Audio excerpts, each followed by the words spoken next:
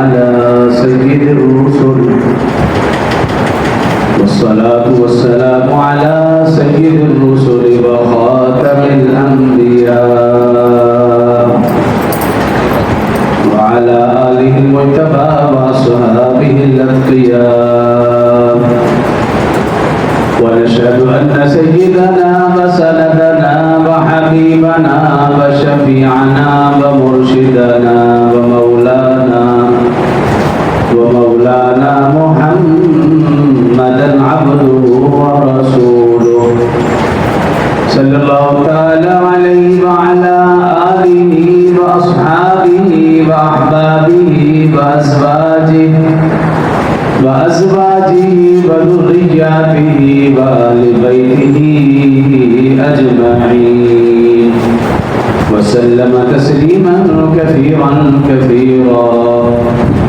أما بعد فأعوذ بالله من الشيطان الرجيم بسم الله الرحمن الرحيم لا تجد قوما يؤمنون بالله واليوم الآخر يوادون من حاد الله ورسوله أولئك كتب في قلوبهم الإيمان وأيدهم بروح لا تجد قوما يؤمنون بالله واليوم الآخر يوادون من حاد الله ورسوله ولو كانوا آباءهم أو أبناءهم أو إخوانهم أو عشيرتهم أولئك كتب في قلوبهم الإيمان وأيدهم بروح منه ويدخلهم جنات تجري من تحتها الأنهار خالدين فيها رضي الله عنهم ورضوا عنه أولئك حزب الله ألا إن حزب الله هم المفلحون قال الله تبارك وتعالى في مقام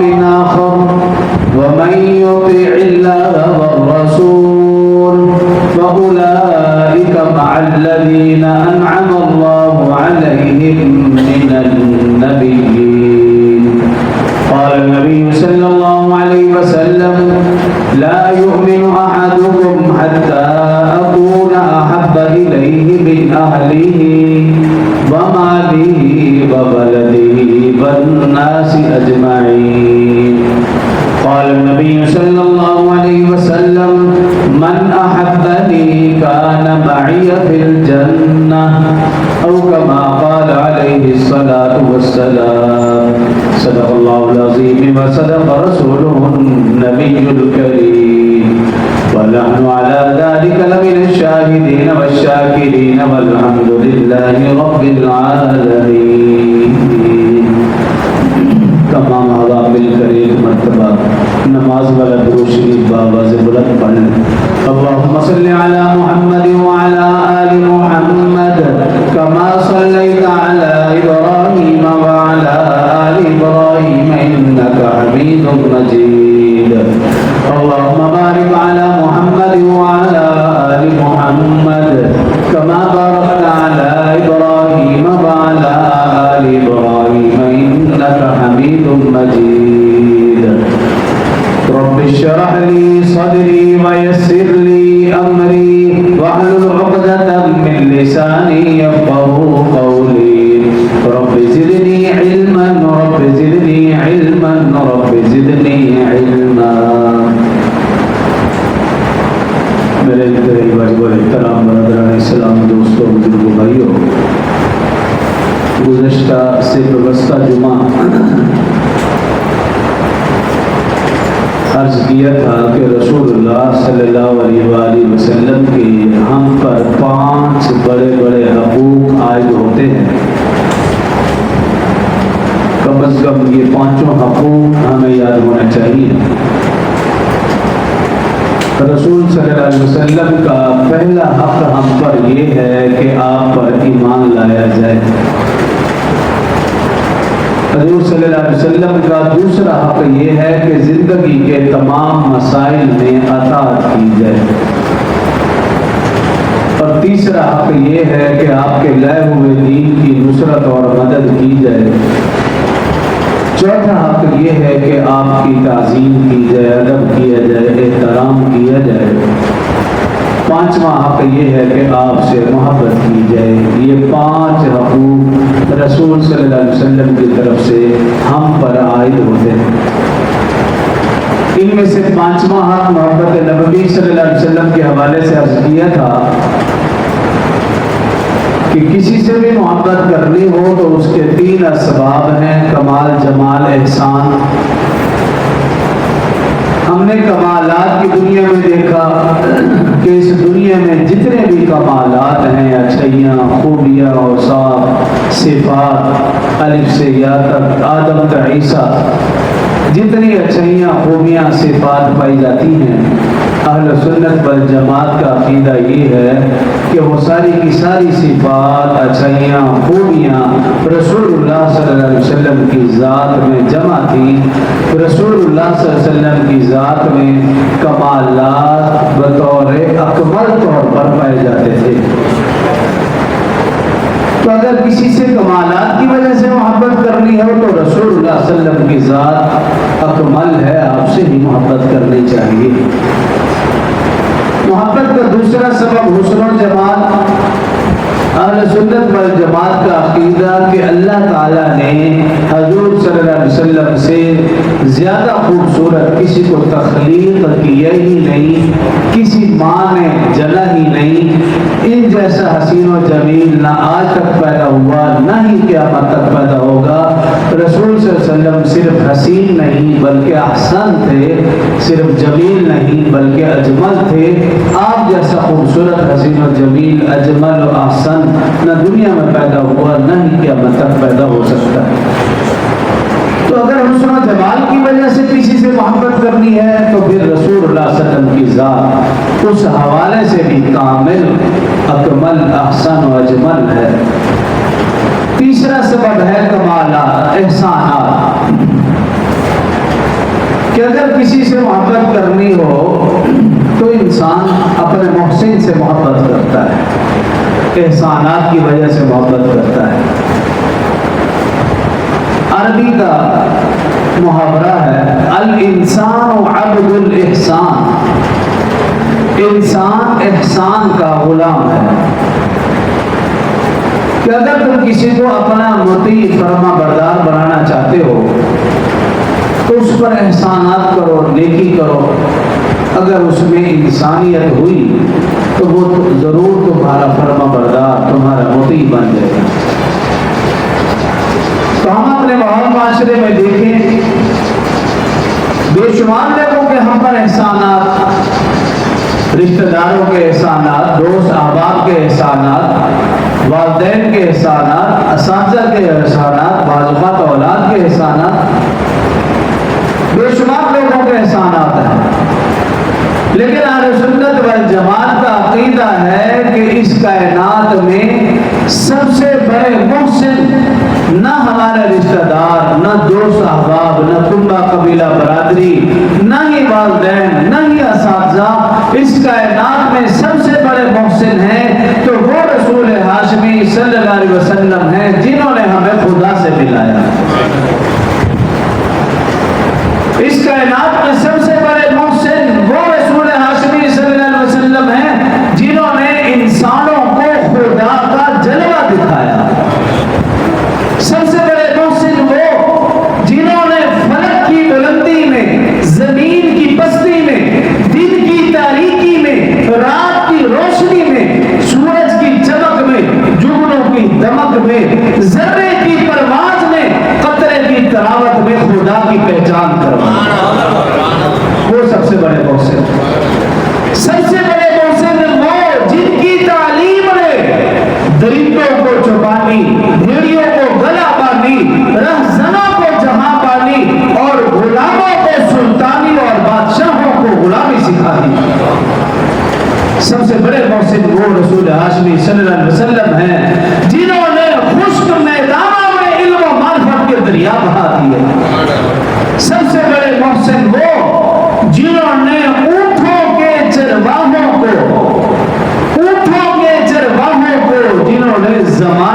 امام بنا دیا، وہ سب سے بڑے محسن۔ تو کسی کے احسان ایک فرد پر ہے، کسی کے احسان ایک بشر پر ہے، کسی کے احسان ایک طبقے پر ہے، لیکن قربان جائے حضرت محمد رسول اللہ صلی اللہ علیہ وآلہ وسلم پر آپ کے احسانات ہر فرد، ہر بشر، ہر طبقے، انسانات پر ہی نہیں، صرف انسانوں پر ہی نہیں، حیوانات پر بھی آپ کے احسانات ہیں کہ آپ نے حیوانوں کو ظلم و ستم سے بچایا۔ یہ رسول اللہ صلی اللہ علیہ وسلم کے احسان، ہر طبقے کے ہر فرد اور ہر بشر پر احسانات ہیں۔ آپ دیکھیے یتیموں پر رسول اللہ صلی اللہ علیہ وسلم کے احسانات ہیں کہ رسول اللہ صلی اللہ علیہ وسلم جب تشریف لائے یتیموں کا مال اڑا دیا جاتا تھا۔ رسول اللہ صلی اللہ علیہ وسلم نے ارشاد فرمایا جو یتیموں کے سر پر شفقت سے ہاتھ رکھے گا، جو یتیموں کی پرورش کرے گا، آقا صلی اللہ علیہ وسلم نے احسان کیا، فرمایا کہ وہ اور میں قیامت کے دن یوں ساتھ ہوں۔ کتنا بڑا احسان ہے۔ بیگموں سے نفرت کی جاتی تھی، آقا صلی اللہ علیہ وسلم نے صرف زبانی طور پر نہیں، عملی طور پر 25 سال کی عمر میں 40 سال کی بیوہ خاتون سے رسول اللہ صلی اللہ علیہ وسلم نے شادی کی، اس کو گھر میں لائے، گھر میں بسا کر اعلیٰ مثال قائم کر دی۔ بیگموں سے نفرت کی جاتی تھی، رسول اللہ صلی اللہ علیہ وسلم نے احسان کیا، انہیں اپنے گھر میں بسایا۔ مزدوروں کے حقوق غصب کیے جاتے تھے، آقا صلی اللہ علیہ وسلم کا احسان دیکھیے، آقا صلی اللہ علیہ وسلم نے فرمایا مزدور کا پسینہ خشک ہونے سے پہلے اس کی اجرت دے دی جائے، یہ مزدوروں پر احسانات ہیں رسول اللہ صلی اللہ علیہ وسلم۔ عورتیں حیوانوں کی سی زندگی بسر کر رہی تھی، رسول اللہ صلی اللہ علیہ وسلم نے ماں، بہن، بیوی، بیٹی کی حیثیت سے انہیں عظیم مقام اور مرتبہ عطا فرمایا۔ بہن کا وراثت میں کوئی تصور ہی نہیں تھا، بہن کا وراثت میں کوئی تصور ہی نہیں تھا، رسول اللہ صلی اللہ علیہ وسلم نے بہن کو وراثت میں، جائیداد میں حق دیا اور اس پر احسان کیا۔ لیکن اگر آج کوئی بھائی اپنی بہن کو وراثت میں حق نہیں دے رہا تو وہ سمجھ لے کہ زمانہ جاہلیت میں زندگی گزار رہا ہے۔ رسول اللہ صلی اللہ علیہ وآلہ وسلم نے بیوی کو جوتے کی نوک پر رکھا جاتا تھا، نوکرانی سمجھا جاتا تھا۔ رسول اللہ صلی اللہ علیہ وسلم نے کیا فرمایا؟ خیرکم خیرکم لأہلہ وأنا خیرکم لأہلی، فرمایا تم مردوں میں سے سب سے بہتر وہ ہے جو اپنی بیوی کے لیے بہتر ہو، اور فرمایا میں اپنی بیوی کے لیے سب سے بہتر ہوں۔ یہ رسول اللہ صلی اللہ علیہ وسلم نے بیوی کے اوپر احسان کیا۔ بیویوں سے نفرت کی جاتی تھی، قریب نہیں بٹھایا جاتا تھا، آقا صلی اللہ علیہ وسلم نے اپنی بیویوں کو اپنے پاس بٹھایا، ان کے منہ میں اپنے ہاتھ سے لقمہ دیا، ان کے ہاتھوں سے خود لقمہ کھلایا، خود لقمہ کھایا۔ یہ رسول اللہ صلی اللہ علیہ وسلم نے خواتین پر احسانات فرمائے۔ اسی طرح ماں کے ساتھ، سوتیلی ماں کے ساتھ، باپ مر جاتا تو سوتیلی ماں کے ساتھ زنا کیا جاتا تھا، سوتیلی ماں کے ساتھ۔ شوہر فوت ہو گئے، بیوی کو اس کے ساتھ زندہ دفن کر دیا جاتا تھا۔ رسول اللہ صلی اللہ علیہ وسلم نے جنت تحت اقدام الامہات، ماں کے قدموں کے نیچے اللہ نے جنت رکھ دی ہے، جس نے ماں کی خدمت کی وہ حقیقت میں جنت میں پہنچ گیا۔ یہ احسان کیا ایک ایک صرف حدیث۔ بیٹیوں کو زندہ درگور کیا جاتا تھا، بیٹیوں کے ساتھ دیکھو نفرت کی آخری انتہا، زندہ درگور، ماننا بھی نہیں، زندہ درگور۔ رسول اللہ صلی اللہ علیہ وسلم نے ارشاد فرمایا جو شخص اپنی بیٹی کی صحیح تعلیم و تربیت اور پرورش کرے گا، رسول اللہ صلی اللہ علیہ وسلم نے یوں اشارہ فرمایا، کہا وہ شخص اور میں جنت میں ساتھ ہوں گے۔ ہاں انگلیوں میں فرق تو ہے، ظاہر ہے کہ نبی کے مقام میں اور غیر نبی میں فرق، لیکن فرمایا کہ میں اور وہ جنت میں ساتھ ہوں گے جس نے اپنی بیٹی کی صحیح تعلیم و تربیت اور پرورش کی۔ یہ بیٹیوں پر احسانات۔ انسان کے خون کی کوئی قدر و قیمت نہیں تھی، معمولی بات پر جھگڑا ہوا، سارا سال تک ایک دوسرے کے قتل ہو رہے۔ رسول اللہ صلی اللہ علیہ وسلم نے کیا احسان فرمایا؟ کہا کہ انسان، فرمایا کہ انسان خانہ کعبہ سے بھی زیادہ محترم ہے۔ یہ احسان کیا رسول اللہ صلی اللہ علیہ وسلم نے انسان تھا. اسی طرح یہ شجر حجر انسان شجر حجر کیڑے مکوڑوں کے سامنے جھکتے تھے. رسول اللہ صلی اللہ علیہ وسلم نے ان کو ایک اللہ کے سامنے جھکایا. یہ انسان ذات پات کنبہ قبیلہ برادری میں تقسیم تھے.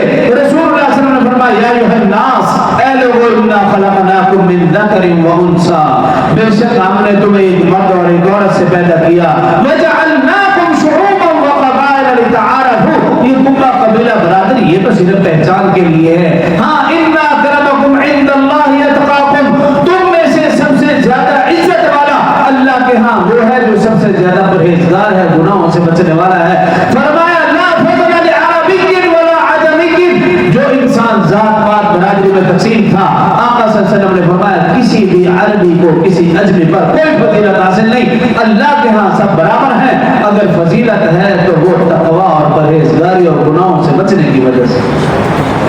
یہ رسول اللہ صلی اللہ علیہ وسلم کے احسانات. اب دوسری طرف آپ دیکھیے آقا کے تو یہ احسانات ہر طبقے کے ہر فرد اور بشر پر احسانات. لیکن دوسری طرف رسول اللہ صلی اللہ علیہ وسلم کو ساحر کہا گیا, جادو کہا گیا, جادوگر کہا گیا, مجنو کہا گیا, پاگل دیوانہ نعوذ باللہ یہ الفاظ کسے گئے. صرف الفاظ کی حد تک نہیں. رسول اللہ صلی اللہ علیہ وسلم نماز میں ہیں غلاظت والی گندگی بھری آپ کے اوپر اوجری ڈالی گئی. صرف یہی نہیں رسول اللہ صلی اللہ علیہ وسلم طائف میں تشریف لے گئے آپ کے جسم کو لہو لہان کر دیا گیا. صرف یہی نہیں 3 سال تک شیب ابی طالب میں رسول اللہ صلی اللہ علیہ وسلم کا بائیکاٹ کر دیا گیا. آپ کو قید و بند کر دیا گیا. صرف یہی نہیں کون سا ظلم و ستم ہے جو نہیں کیا گیا. یہاں تک کہ آپ کو اپنا مکہ عزیز پیارا وطن خانہ کعبہ چھوڑنا پڑا, ہجرت کرنی پڑی. رسول اللہ صلی اللہ علیہ وسلم نے یہ ساری تکالیف جو برداشت کی کسی منصب کے لیے نہیں, کسی عہدے کے لیے نہیں, کسی رشتہ داری کے لیے نہیں, مال و دولت کے لیے نہیں, یہ ساری کی ساری تکلیفیں برداشت کی تو صرف یہی ایک فکر تھی آقا صلی اللہ علیہ وسلم کو کہ میرا ہر امتی جہنم سے بچ کر جنت میں جانے والا بن جائے. اس فکر کی خاطر رسول اللہ صلی اللہ علیہ وسلم نے احسانات بھی کیے, ساری تکلیفیں بھی برداشت کی. یہی وجہ رسول اللہ صلی اللہ علیہ وسلم مکہ میں ہیں تب بھی امت کی فکر ہے, مدینہ میں ہیں امت کی فکر ہے, بدر عہد میں ہیں امت کی فکر ہے, دن ہو یا رات, خلوت میں ہو یا جلوت میں رسول اللہ صلی اللہ علیہ وسلم کو امت کی فکر ہے. ہر وقت ہر لحظہ امت کی فکر تھی. دنیا میں تھے تب بھی امت کی فکر, آخرت میں ہوں گے. حدیث مبارکہ میں ہے کہ نفس نفسی کا عالم ہوگا. آدم صفی اللہ نفس نفسی کہہ رہے ہوں گے, نوح نبی اللہ نفسی نفسی کہہ رہے ہوں گے, ابراہیم خلیل اللہ نفسی نفسی کہہ رہے ہوں گے, اسماعیل ذبیح اللہ نفسی نفسی کہہ رہے ہوں گے, داؤد خلیفۃ اللہ نفسی نفسی کہہ رہے ہوں گے, موسیٰ کلیم اللہ نفسی نفسی, عیسیٰ روح اللہ نفسی نفسی.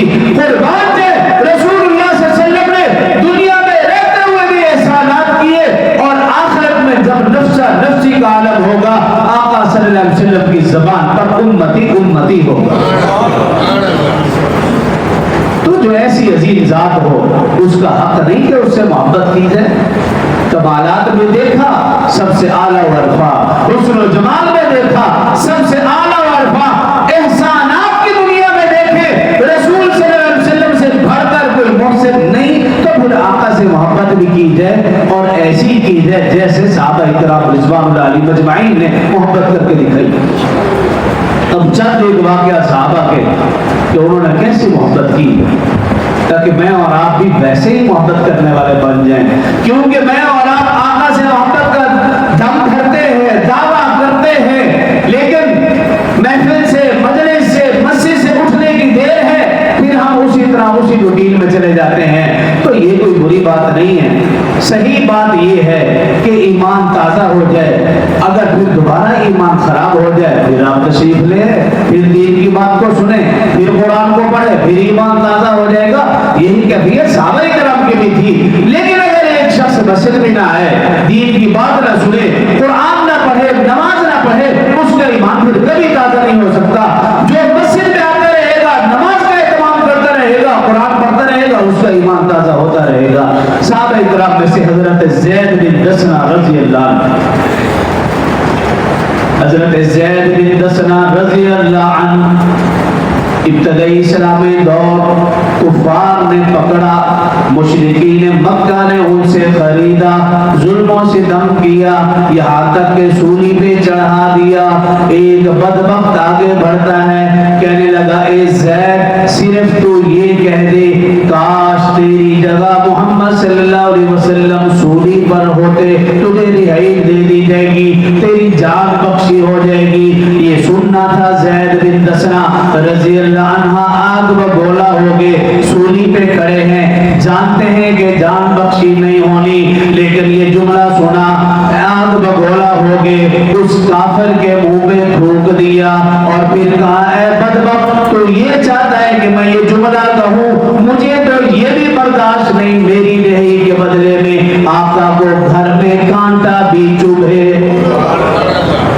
یہ صحابہ کو رسول صلی اللہ علیہ وسلم سے محبت تھی۔ اسی طرح حضرت عبداللہ جو بیٹا تھے عبداللہ بن ابی رئیس المنافقین، رئیس المنافقین عبداللہ بن ابی، اس کی ایک بیٹے کا نام بھی عبداللہ، رسول صلی اللہ علیہ وسلم کی خدمت میں حاضر ہوئے، عرض کیا رسول اللہ صلی اللہ علیہ وسلم میں ایمان لا چکا ہوں، مجھے اب اپنے والدین سے بھی زیادہ محبت آپ سے ہے۔ رسول اللہ صلی اللہ علیہ وسلم خاموش، دوسری مرتبہ پھر عرض کی یا رسول اللہ صلی اللہ علیہ وسلم میں آپ پر ایمان لا چکا ہوں، مجھے اپنے والدین سے بھی زیادہ محبت آپ سے ہے۔ رسول اللہ صلی اللہ علیہ وسلم پھر خاموش رہے۔ جب تیسری بار یہی بات دہرائی، رسول اللہ صلی اللہ علیہ وسلم مسکرا دیے اور پھر عرض کی یا رسول اللہ صلی اللہ علیہ وسلم میں اپنے اس دعوے پر ثبوت لانا چاہتا ہوں، آپ بس مجھے اجازت مرحمت فرما دیجئے۔ رسول اللہ صلی اللہ علیہ وسلم نے فرمایا کیا اجازت؟ عرض کیا رسول اللہ صلی اللہ علیہ وسلم اجازت یہ کہ آپ اجازت دیں میں اپنے باپ عبداللہ بن رئیس المنافقین کا سر قلم کر کے آپ کی خدمت میں پیش کر دوں۔ رسول اللہ صلی اللہ علیہ وسلم نے فرمایا کہ نہیں، ابھی اللہ کی طرف سے حکم نہیں آیا، لیکن اللہ اور رسول اس بات کی گواہی دے رہے ہیں کہ بے شک تجھے اپنے والدین سے ہر چیز سے زیادہ محبت آقا صلی اللہ علیہ وآلہ وسلم سے۔ اسی طرح حضرت ابوبکر رضی اللہ تعالی عنہ، ان کے والد ابو قحافہ اسلام نہیں لائے، ابو قحافہ اسلام نہیں لائے، رسول اللہ صلی اللہ علیہ وسلم کے بارے میں نامناسب کلمات کہی۔ حضرت ابوبکر صدیق رضی اللہ عنہ 40 سال کے کڑیا نوجوان ہیں، باپ 80 سال کا بوڑھا ہے، چلنے پھرنے سے قاصر ہے، لیکن جب رسول اللہ صلی اللہ علیہ وسلم کے بارے میں نامناسب جملے کہے، حضرت ابوبکر رضی اللہ عنہ بے اختیار اب اپنے والد کے منہ پہ زوردار تمانچہ مارا۔ رسول اللہ صلی اللہ علیہ وسلم کو اطلاع ہوئی، رسول اللہ صلی اللہ علیہ وسلم نے پوچھا اے ابوبکر تو نے یہ کیا کیا؟ حضرت ابوبکر صدیق رضی اللہ عنہ رونے لگے، عرض کیا رسول اللہ صلی اللہ علیہ وسلم باپ ہے، بوڑھا ہے، چل پھر نہیں سکتا، سب کچھ اپنی جگہ، لیکن مجھے آپ سے محبت اتنی زیادہ ہے، آپ کے بارے میں اگر کوئی بھی نامناسب جملہ کہے گا حتیٰ کہ والد ہی کیوں نہ ہو مجھ سے برداشت نہیں ہوتا۔ اللہ تعالیٰ نے حضرت ابوبکر رضی اللہ عنہ کے اس معاملے کو دیکھا، سورۃ المجادلہ آخری آیت مبارکہ ان کی شان میں اتار دی، فرمایا لا تجد قوما یؤمنون باللہ والیوم الآخر، ایسے بھی لوگ آپ دیکھیں گے جو اللہ پر اور آخرت کے دن پر ایمان رکھتے ہیں، یوادون من حاد اللہ ورسولہ، وہ اللہ اور اس کے رسول سے سب سے زیادہ محبت کرتے ہیں، ولو کانوا آباءہم، اپنے باپ سے بھی زیادہ محبت، او ابناءہم، اپنی اولاد سے بھی زیادہ محبت، او اخوانہم، اپنے بھائی سے بھی زیادہ محبت، او عشیرتہم، اپنے رشتہ داروں سے بھی زیادہ محبت۔ آگے اللہ فرما رہا اولئک کتب فی قلوبہم الایمان، اللہ فرما رہے یہی لوگ ہیں جن کو میں نے اپنی کتاب میں بھی ایمان والا لکھ دیا ہے۔ وَأَيَّدَهُمْ بِرُوحٍ مِّنْهُ، آگے اللہ فرما رہا میں ان کی غیب سے مدد کروں گا،